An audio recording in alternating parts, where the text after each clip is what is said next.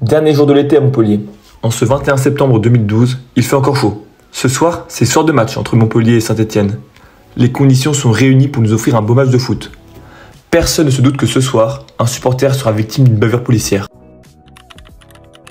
Le déroulement des faits. Florent Castinera dit Casti est un jeune homme de 21 ans, supporter du MHSC. Ce soir de match, il est passé au stade voir des amis pour boire un verre. Lui n'ira pas au match, car il est interdit de stade depuis 1 an, suite à un craquage de fumigène contre Lorient. Pendant qu'ils profitent de plusieurs verres, ils aperçoivent des policiers de la BAC poursuivre un supporter, car celui-ci posséderait un fumigène. Les policiers de la BAC font tomber ce supporter, entraînant dans leur chute des tables et des chaises. Le groupe d'amis et les supporters aux alentours ont demandé aux policiers de se calmer, sachant que des enfants étaient à proximité.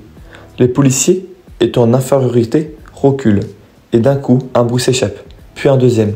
Ce bruit-là, c'est le tir d'un LBD 40, qui vient de toucher l'œil de Casti. Celui-ci s'écroule. Suite à ce drame, on va assister à une véritable union populaire entre ultras. En octobre 2012, une manifestation pour demander justice est organisée par la Butte Paillade et les Armata Ultras, groupe dissous.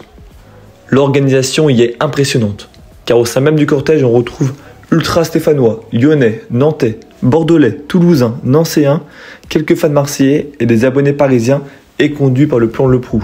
En revanche, et ça peut se comprendre, les groupes antagonistes, eux, étaient séparés. Cela signifie que les groupes stéphanois, lyonnais, eux, n'arrivaient pas en même temps afin d'éviter des troubles. L'événement en lui-même, il n'est pas inédit. On l'a déjà eu en 2008, mais par contre, pouvoir réunir autant de groupes de supporters en si peu de temps et au même moment, avec autant d'antagonistes, ça relève d'un exploit. La suite de l'affaire. Suite à ce tir, une enquête est menée, mais bizarrement, durant cette enquête, les vidéos de caméras de surveillance sont inutilisables. Le dossier médical de Casti disparaît, avec à l'intérieur un rapport confirmant que Casti a été touché par un tir de flashball. L'IGPN, la police des polices, conclut que Casti a été touché par une bombe agricole. Et ce, malgré de nombreuses expertises menées, qui démontreront que ce n'est ni une bombe agricole, ni un palais de gaz lacrymogène. Le 7 novembre 2017, nouveau scandale. La justice prononce un non-lieu en faveur de l'agent de la BAC. Mais en mars 2019, nouveau coup d'éclat. L'État est condamné à verser 47 700 € à Casti, au titre des préjudices imputables à l'intervention des forces de l'ordre lors de la journée du 21 septembre 2012.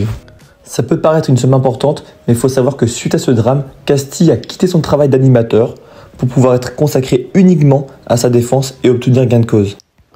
L'affaire Casti est un des événements majeurs dans le monde des ultras en France. Mais j'ai également une pensée pour Maxime, supporter Bastia qui lui perdra aussi un œil suite à un match contre Reims.